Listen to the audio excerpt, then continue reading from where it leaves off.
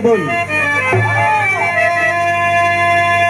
तो जिसके माथे पे चंदन है भस्म अंग में, मुंड माला सजा ख्याल श्रृंगार है, अर्धंग भूतों की सेना सजी, तीन लोकों से न्यारी और दरबार है। एक दिन माता गिरजा के संग बावरे, बैठे कैलाश चोटी झकोरे पवन।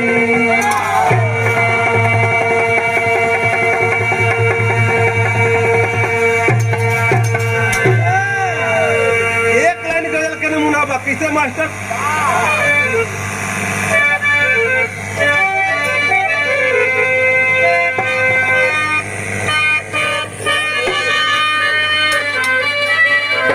छुआई के हटाई लो। अरे चिलमन उठा के आपने, अरे चिलमन उठा के आपने, अरे गुलशन जला दिया है। चिलमन उठा के आपने,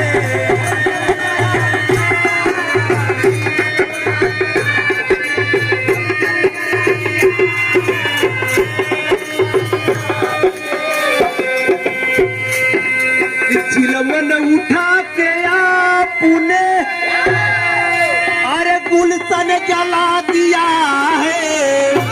कि अरे मांगा था मैं शराब तो, अरे मांगा था मैं शराब तो, और वाली विला दिया है।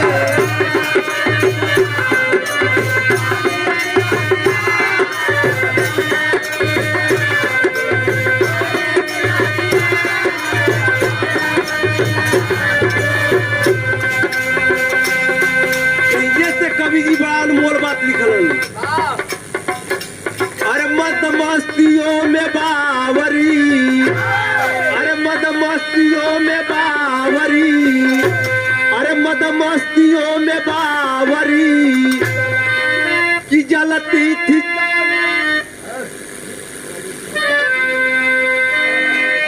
अरे चंदा सनम के प्यार में, ये बाबू चंदा सनम के प्यार में, जलती थी चांदनी।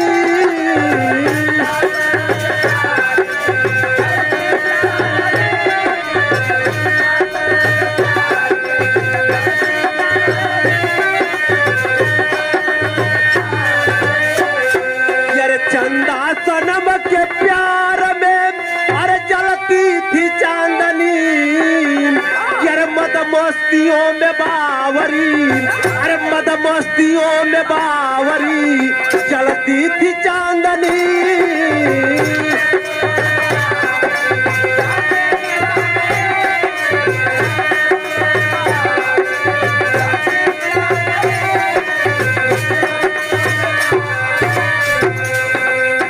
एक जगह से कहानी स्टार्ट बा। कहानी हो कहाँ के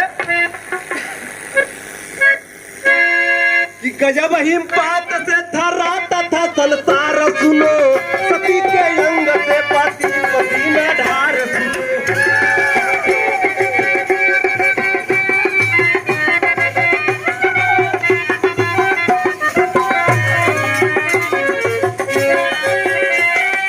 गजब